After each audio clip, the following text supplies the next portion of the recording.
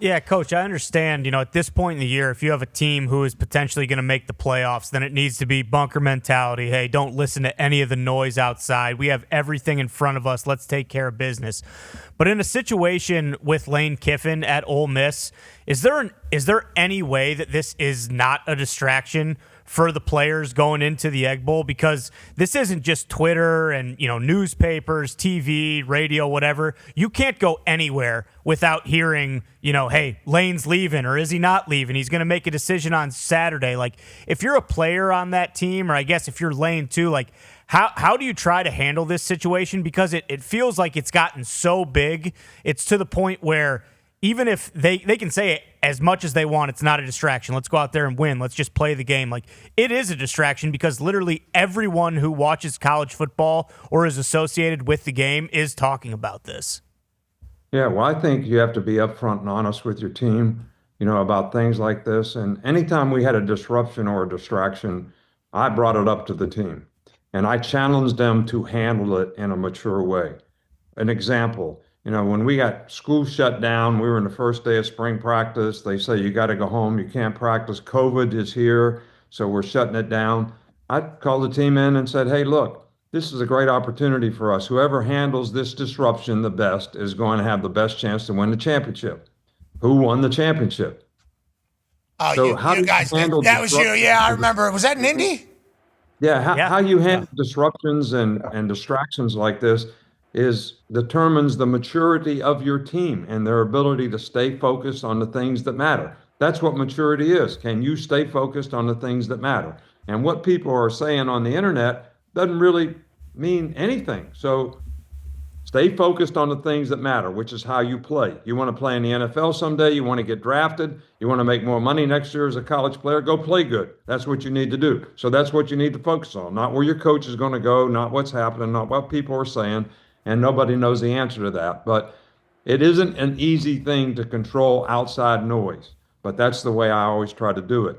Yeah, but Coach, you're doing the Pat McAfee show. You got to be retiring soon. I need to know if you're going to be around. These were the questions that were coming up. Remember when he started? I don't know if you even saw these actually, because once again, the internet, what a fairy tale place in your mind of wherever it is, whatever it is. I know you love visiting the internet all the time. It doesn't know anything about it. But that was a real thing that started coming up. You had to answer those questions, for like the last 10 years of your career, right? Oh, Saban's going to retire. He's going to be done. He's already got the resume. He's got everything. He's going to get out of there. Those are the types of distractions whenever you're at Bama and already built a culture, right? As opposed to, hey, he's going to leave and go to another job. Yeah, well, I had a couple of those. He's going to leave and go to another job. And I never talked to anybody about that. I mean, it came up on occasion, but the retirement thing was the big thing. That was the big thing people used in recruiting. And I think, once you get old, that's what you need to expect. So players used to ask me when I'd have them in my office recruiting them, they say, are you going to be here for my whole career? Are you going to be here for the next 4 years? And I would look at them and I would say, because of the transfer portal and all that, I would look at them and say, well, hell, are you going to be here for the next 4 years?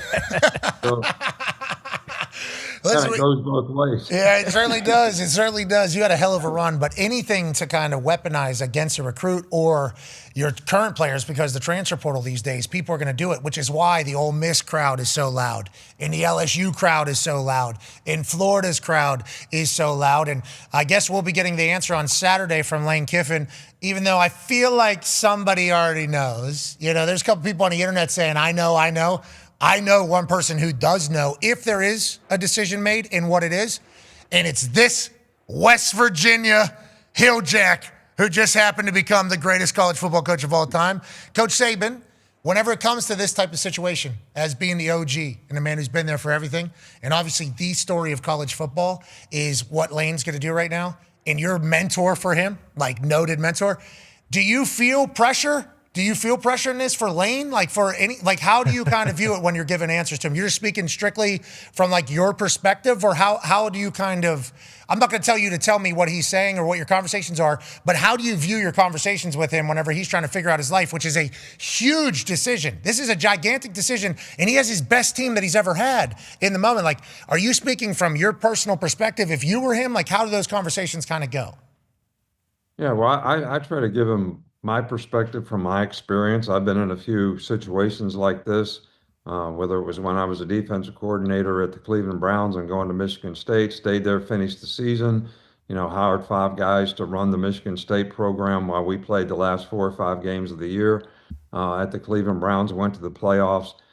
So I think everybody has to manage their situation relative to where their heart is and what they feel. And I know that in Lane's situation, every coach wants to coach their team.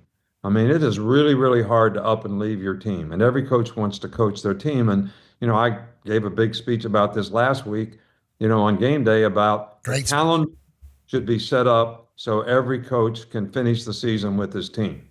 That's good for the players and it's good for the team.